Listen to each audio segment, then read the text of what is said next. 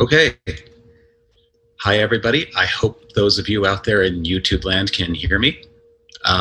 If not, I'm sure you will be feverishly typing in the comments to let me know that. But just in case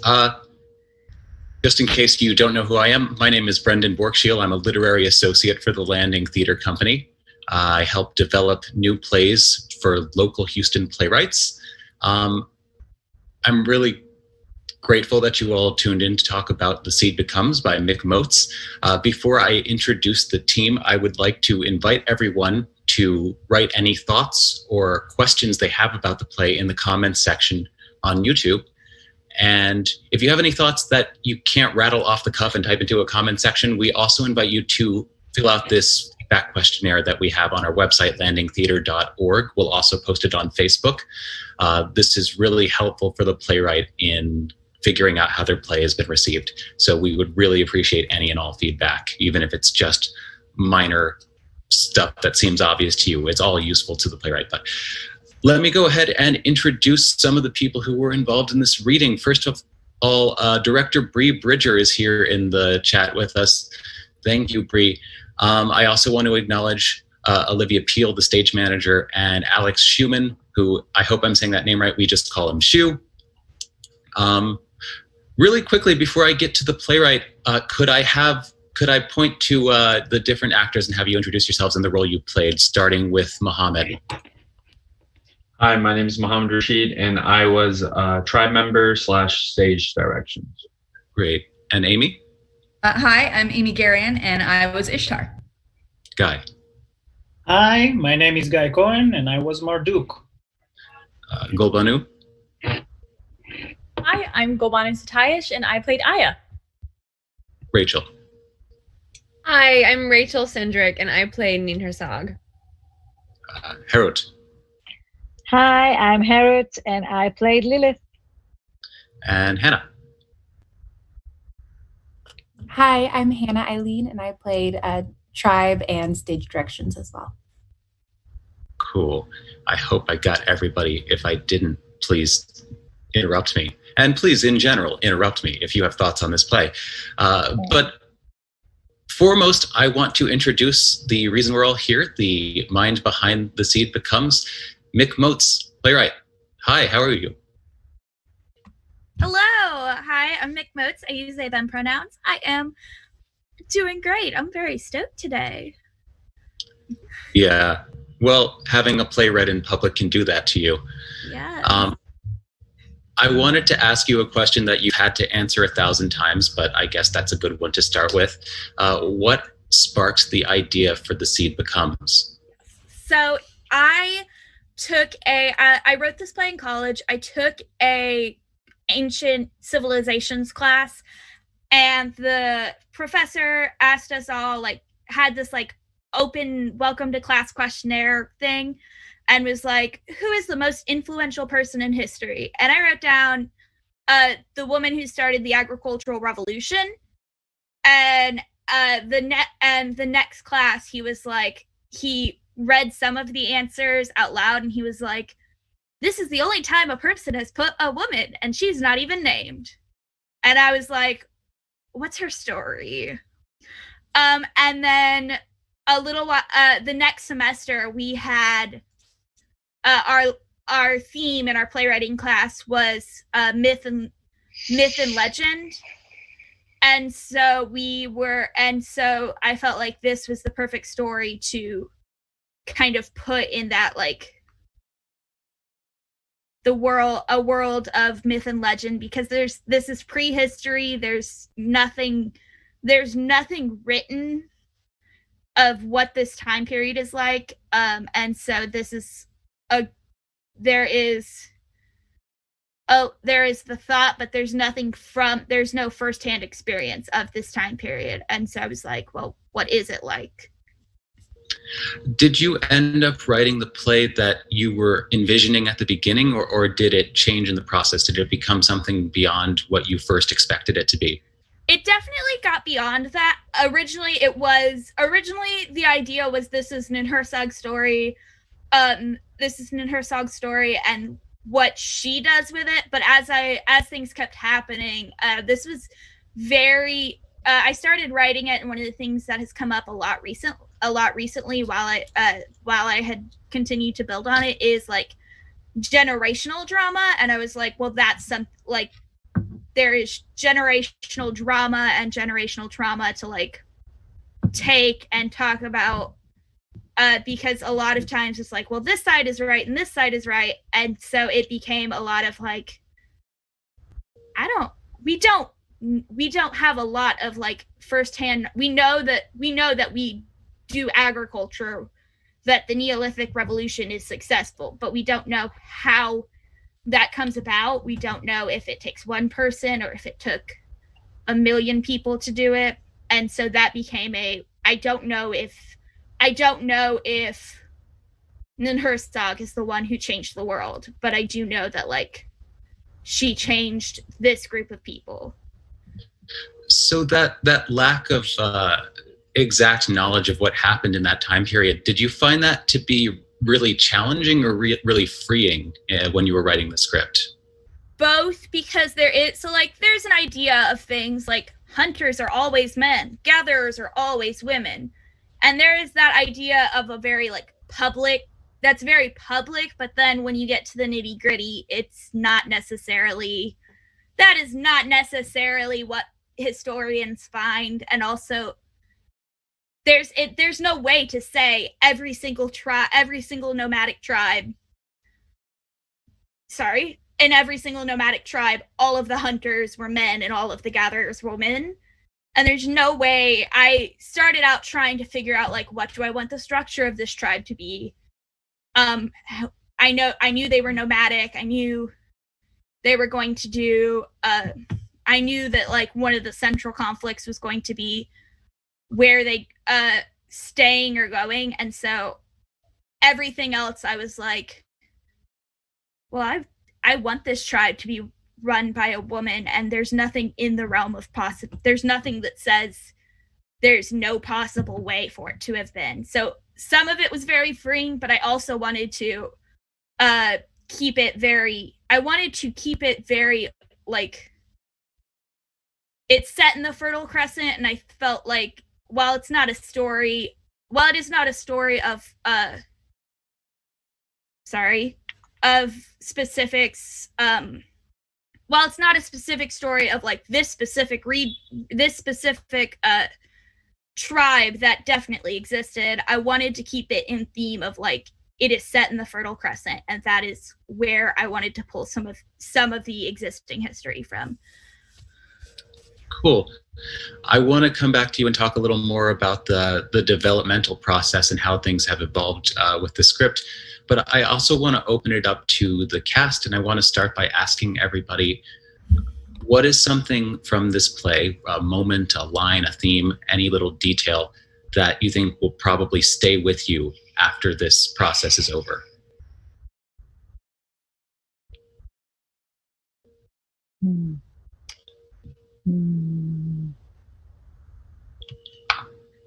Two things. All right. Number one for me, my favorite line is when Aya says, "Am I going to die?" Like out of nowhere. That was just like, damn, bro. Like, I feel bad. Like, Aya's so adorable that she's out here like thinking about death. And then Yanzu, this really happy, like cheerful dude, like my guy. I was like so happy for him. Like he's gonna go on his first hunt. And then I remembered, like, I didn't read through the entirety of the script until like I was like on a Zoom call with everybody with the read through, and then when guys driving, like what happened to Yanzu, I was like, yo, that is like, my heart was broken. Like it was I was heartbroken. I was sad. And those two parts, yeah, I'm gonna like remember forever from this play, because that was just such a turning point. But yeah, that's it for me. Absolutely.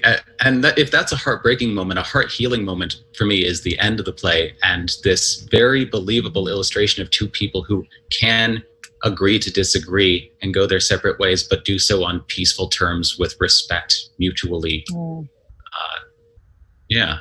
Any other things from this play that you think might stay with you? I can say to play a mom of 2 kids that they are both gone.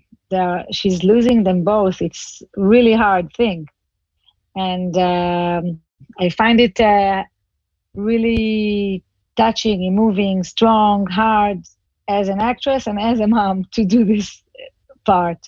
So I would take one sentence that Marduk tells her, "You're a good mother."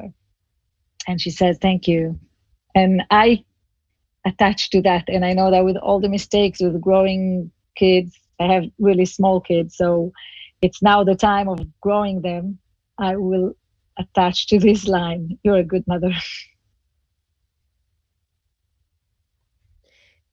Jumping off, Brendan, what you said about, I love, Mick, that the end does not really resolve in the sense that someone alone was right or one side was right, because I do think there's such strong arguments. And I do think that they both are doing things for the right reason. And I think especially in our day and age and culture, when there are a lot of mixed views and very tense conflict between people, that it's so important to remember what are we fighting for? Are we looking for the good of our own interest or the good for everyone's interest? And then ultimately that we can agree to disagree, but that this world is so much more important than who's right or who's wrong. And I love that the play kind of finishes with that idea. I'm so sorry. Go for it. There's a line that Ninhursag says that really just sticks with me so much, and it's that she says, I believe, to Ishtar that she wants to put brightness into the world, and she wants there to be like light and beauty into the world, and she wants to fix things. And I think that's so true to what we're seeing today, is so many people wanting to fix things and like wanting to make things better, and to like, it's so beautiful. And I love that fighting spirit that Ninhursag has, and that really like spoke to me, and it really like was something that just was so like entrancing to me about this about the play. And so I loved that. Yeah, similar thoughts. I really admired Ninhursag's bravery and loyalty to herself and to her tribe, kind of at the same time. She saw a bigger picture that not everyone else saw, and very innovative, and just her bravery to be willing to lose everything for the sake of a better future, a hopeful future. So I really think that's something we can all kind of hope to have in ourselves, that bravery and that willingness to pursue something we think can have a really great outcome. So I loved that about her. What really stuck out to me is the fact that this play is written to take place in approximately 10,000 BCE. And people don't write plays set in that time period, like ever. So for me, the very unique thing about this play is its setting and is its time period, because I feel like I know a lot of plays, and I can't think of a play that is set earlier than the Bronze Age. So that's what I really like about this play, is its just total uniqueness in its setting. Mm-hmm. Absolutely. And because that time period is not represented in stories, it's not as well represented in my own knowledge of history in the world. It's so much more abstract, and stories like this help make it more real and more visceral. I feel like we've started to lead into the next question I had along the same line. Are there any personal connections you made between this story, or in particular your character, and what's going on in your life, or what's going on in the world around you? I think one thing that I'm taking with me in answering your question is the two things. The way they argue, it's clean, and it doesn't take anything from the argument. They're passionate about it. They each one of them is, very, very strong behind their feelings, behind their beliefs, and they don't curse, they don't fight. I mean, they argue, but it's an argument that I so wish to see in our political environment and in our world of social media, and it's shame that in theater we can stay clean, in real world we go dirty as soon as possible and as hard as we can, and not all of us, but some. The second thing I would like to say, it's about the leadership. I think we talked about it a little bit when we talked among us. The way that a leader is preparing his predecessor, and then this predecessor is becoming something else that the first leader didn't mean to have. He meant for something else, and this new person comes with different ideas, and and then the ability to step down and to accept the change and to say, my time is done. Let's go and see what you can do.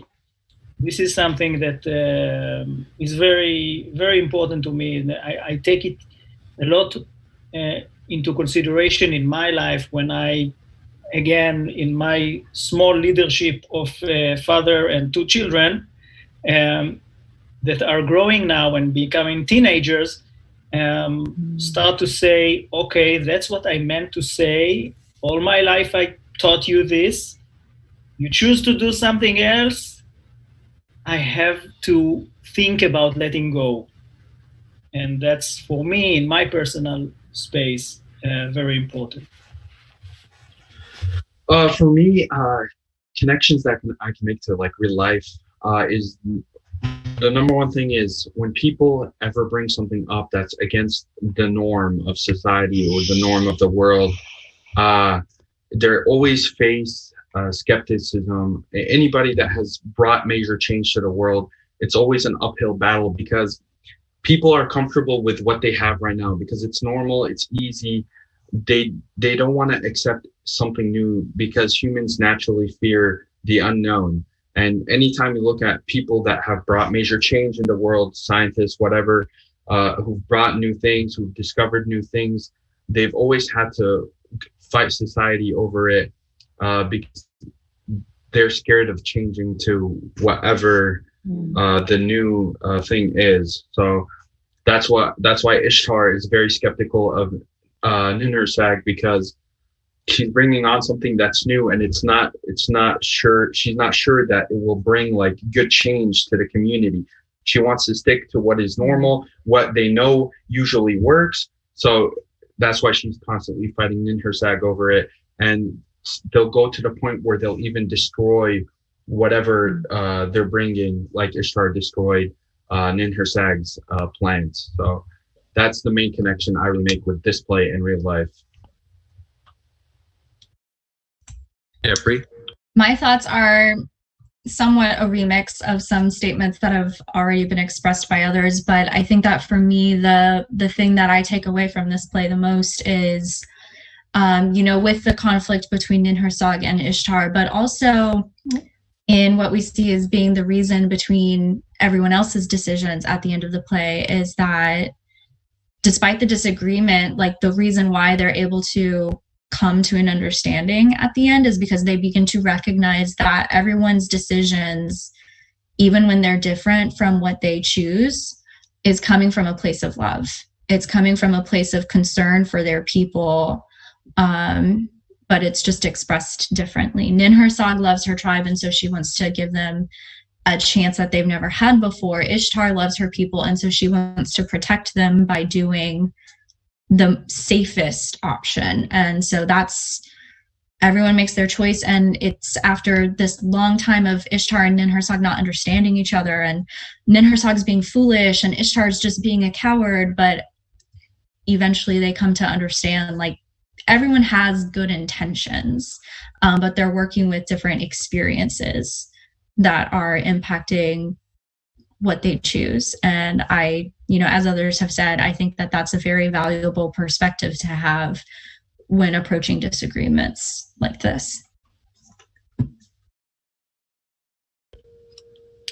Mick, I'd like to ask, since I'm hearing so much feedback about, sort of an admiration for the discourse and how it's conducted in this play, I wanted to ask, when you were writing this, is that something you were really intentionally striving for? Was to model some kind of very civil and productive discourse, or is that just sort of how it played out for you?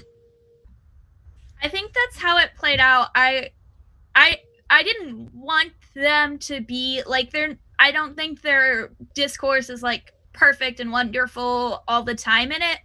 But I do think I was well, they're good people. So I think when they're fighting, they're good people. They do some very awful things, like Ishtar killing the plant. Ninhursag calls Ishtar names a lot, and I think that's they both are so strong and so believe in what they're saying so much that they keep trying to make points of why what I am doing is right instead of why what you're doing is wrong. And so I think that is kind of what guided me through it. They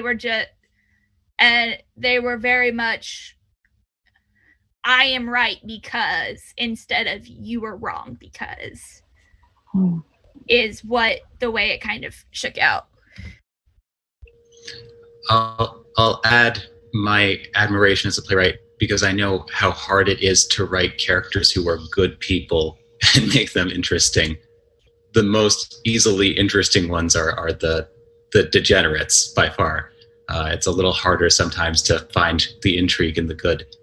I'm wondering if you could talk, Mick, a little bit about how this process has shaped the script and what new things you found throughout. Absolutely. One of the things during our first reading, Yanzu wasn't even a character yet. He was mentioned and his spirit was in the play. And after the first reading, I was like, nah, I need to see that boy. Because he is so integral to the story. The Rock also got added. Because his death is so much something that changes. It's the difference between Lilith and Ninhursag, and why they have to separate. And so I felt like we had to see this very special boy. And one of the things as we go through it, I'm so excited to see it go further. I know there are certain things that I feel like are continuing to change as we go through it. I think Aya has developed a lot in this process. Originally her role was a lot more things happened to her instead of her taking an active part. And I think that is something that is going to continue to upend because she is as she grows and learns. She's 9, but she still has an opinion at 9.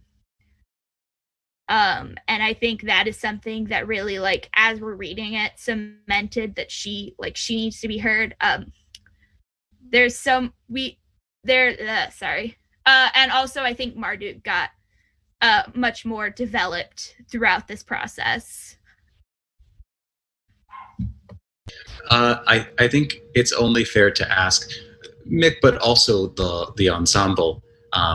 In a Zoom reading, you end up having to sacrifice some things that would come across on a stage, obviously. What are some of the things that you miss having had to... I want a mountain. A mountain, for sure. In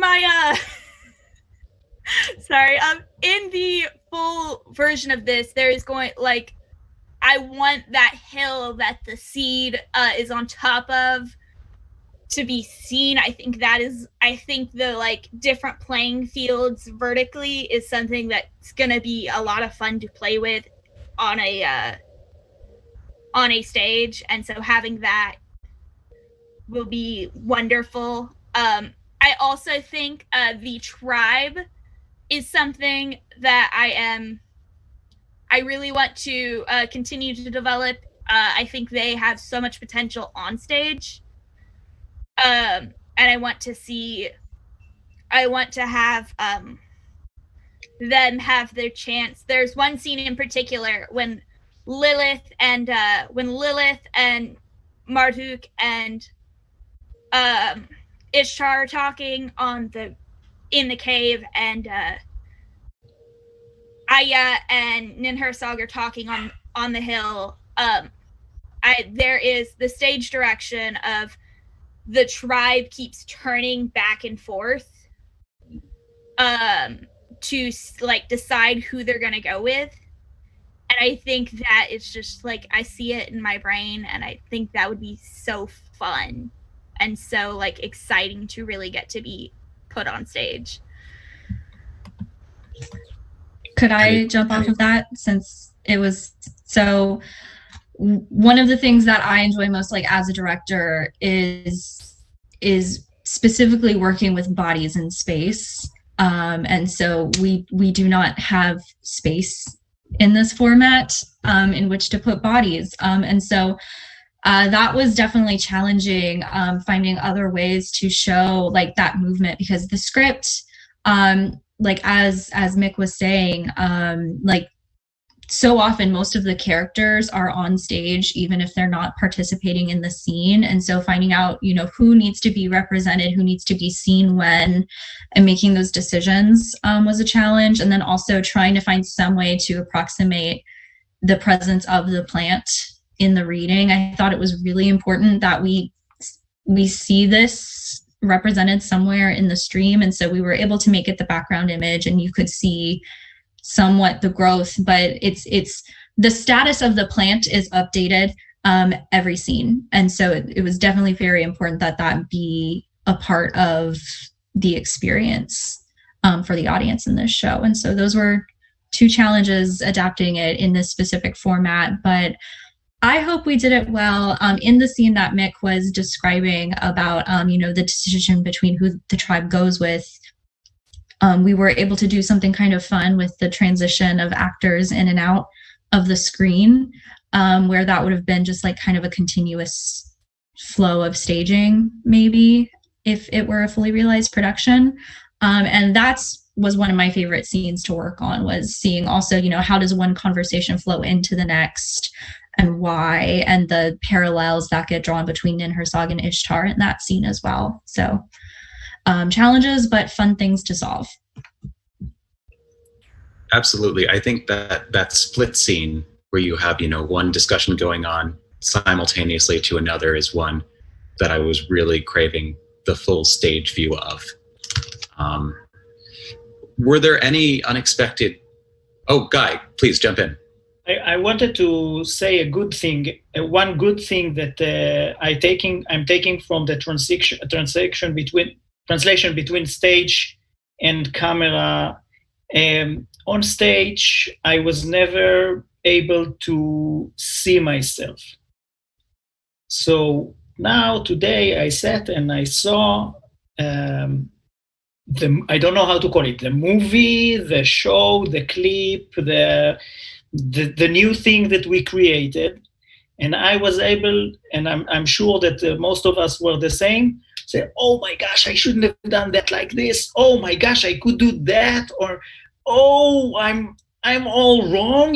This shoulder is up and this shoulder is down, and you could it's like, oh my gosh. And you discover a lot of things. There's opportunity there to really explore the action and the way that you are performing something that on stage you have to trust other people to tell you, do like this, or you're a little bit more like this. And here you had the chance to afterwards see it and take something to yourself.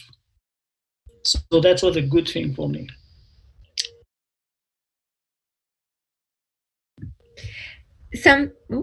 You're muted. You try to. Something I think that would be exciting to get to play with if we were doing a fully realized production of this, or at least just something where we were in person, is the idea of status and how that would actually like translate physically on stage. Because with Ishtar as the leader of this tribe, you know, I wonder what it would have looked like how people respond to her physically. And then with Ninhursag and like in their arguments, you know, when you're through the camera, there's only so much you can do to like, rah! And if we were in person, like where's the line there between how close would you get to your elder? You know, what does that even look like? And I think that would have been a fun thing to play with had we been in person. It was fun with the little green dot too, though. But you know, that's it. Kolbanu, did you have something? Yeah, you know, just to like, I mean, okay, as actors, you're told, you know, acting is reacting and stuff like that. And so I think like, and that's like the most basic definition that there is. But what I really, really loved and like what I found myself like getting to explore more, something that I'm not as mindful of when I'm on a stage, was like truly like how was I reacting to people? Because you're just so aware that there's going to be more eyes on you because you're like in a tiny box on a big screen. And so there's going to be more people looking at you than if you're 20 people on a stage and you're standing in the back row. So you're just like, so it was such an interesting thing to like find myself like reacting in a way that was not like just kind of being mindful of that. Being mindful of that was, I think, like really, it was like candy. Like it was such a fun thing to play with and like experience. Yeah. I'm loving hearing these silver linings to working on Zoom, these unexpected pluses to the medium. Are there any others? I know from a casting standpoint there are. Bree, do you have any ideas on this? Well, I was going to talk about from a casting standpoint. So we have performers coming in from not just the Houston area. Raise your hand if you are not currently living in the Houston area. Yeah. So, you know, this was a great opportunity to meet people that I would have never had the opportunity to meet and work with before. And I think that was just a really, really lovely opportunity for us to kind of come together and make this thing together.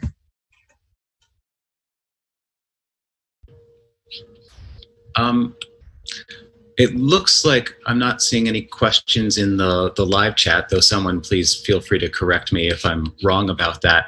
I will ask, Mick, what are your ideas for this script moving forward? What do you see as next for it? So I think I need to go through and make I think one of the next thing that needs to happen is I think Aya needs to be a little more active in her choice of if she is to stay or go. Because right now I feel like that choice is thrusted on her, and I think she's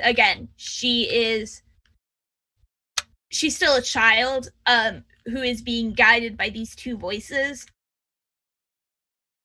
Ultimately, it's her life. Like, she should have a say in if she stays or go. I think this play has so many. I'm so excited for it. I think there are places to go in terms of maybe adding a little bit more for the tribe and and making them a little bit more defined. But it's in a really good shape, and I'm really happy with it. And for the rest of the room, are there things you're left curious about at the end of the script in regards to characters, what happens at the end? Even though I think it's very artfully left ambiguous, I still find myself curious what's happening at the end. And I'm wondering if any of you have questions or curiosities about parts of this script. Sometimes in the script it would be like the tribe rumbles in thunder or something like that. So is the tribe going to be making the thunder noises, or when the tribe is humming, or when the tribe is next to the hill and they're like humming in approval for Ninhursag or something like that? Are they just going to be a group of people like standing there, like in the back, like watching everything going on? Like, you know what I mean? I imagine there as like sort of two roles of the tribe. There is the tribe as the tribe that they live in, and then there is the tribe as the gods. And when they live on the hill, they are making the decisions. They are making the thunder because they are the gods who make the thunder. Okay. They are, and I think that is one of the things. I think that is one of the things, like I said, I want to work on making them a little more defined of when they are the gods and when they are the tribe down below. Mm-hmm. I think they're a lot of fun. So I want to jump in and say something about what you just mentioned. I think that you've gained a present in this presentation that we've just made. You got another character, which is the storyteller, or the person that is telling the story. It's not the god and it's not the tribe. And suddenly it becomes very, very live here. And it made me think, wait, oh my gosh, it can be another side of it. And just a thought, if you want to take it, if not. But it just, to me, it was very, very live. It was very strong. The description that is coming, I'm not sure, it wasn't the gods, it wasn't the tribe, but it was something else that you might not want to lose. I think that kind of relates to what you were discussing earlier, Mick, about how this idea developed from during a class about myth, and how that develops from an oral history. So it's an interesting framework to think about. We use that in this specific setting because there is a functional need to tell the stage directions, but rather than have a separate person reading the stage directions, we decided, well, the tribe, as they're observing the story, maybe they are also telling the story. And so that's how we made that work for this. But I think that it went quite well. And so that's something to think about. Jason Moats asks, granted I'm a bit biased, but what's fascinating about this is these interwoven themes. Which one is the most important to be heard today? Which one will last into the future? Any thoughts from anyone in the room about the themes and which themes in particular feel the most important to you? We've talked a lot about, discourse and disagreeing. I'm seeing a couple hands. I'll go to Amy. I haven't heard from Amy a lot.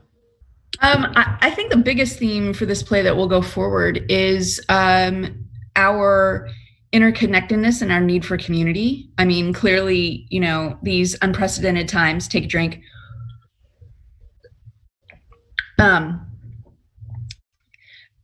They have proven to us that while we might meme about being extroverts on our couches and we only want to watch Netflix in our PJs, that we really need each other. We actually need each other to be in community together. And I think what's been so hard about this time is that was suddenly stopped and completely stopped.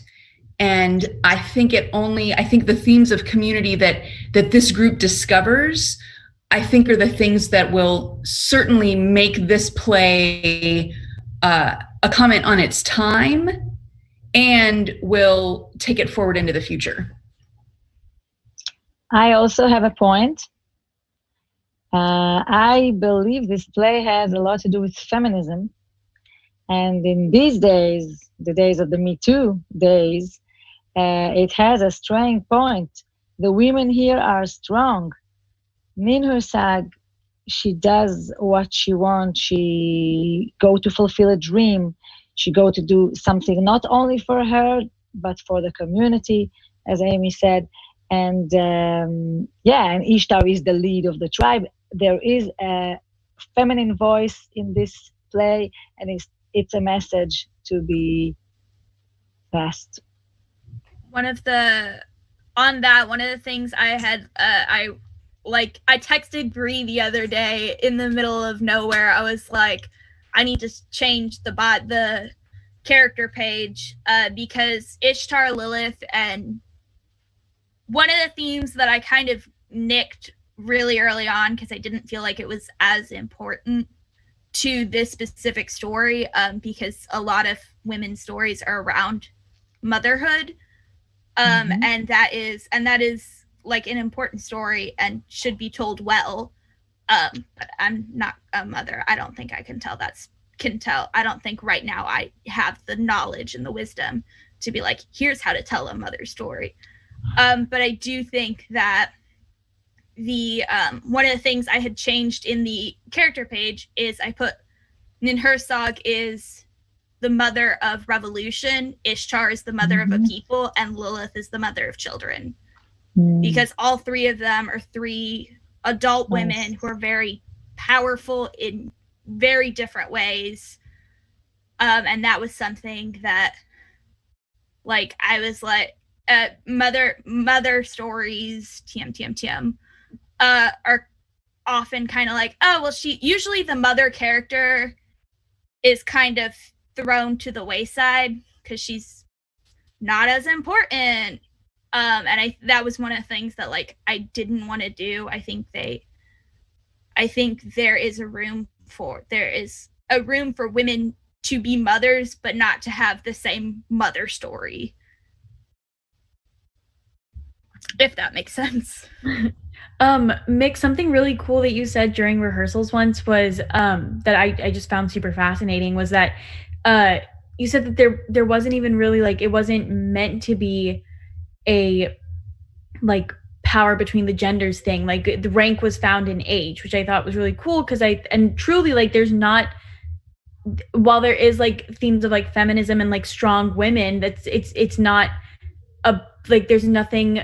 Ninhursag is not told to be strong because she's a woman, and no one's told to be strong because they're a woman or because they're a man they must be strong. And I think that's beautiful, and I think that's actually what feminism is like, the equality of the sexes. And I thought that was so well done in the script, that there was no real, like, leaning one way or the other, any, like, stereotype that was written. I thought that was brilliant. I love that.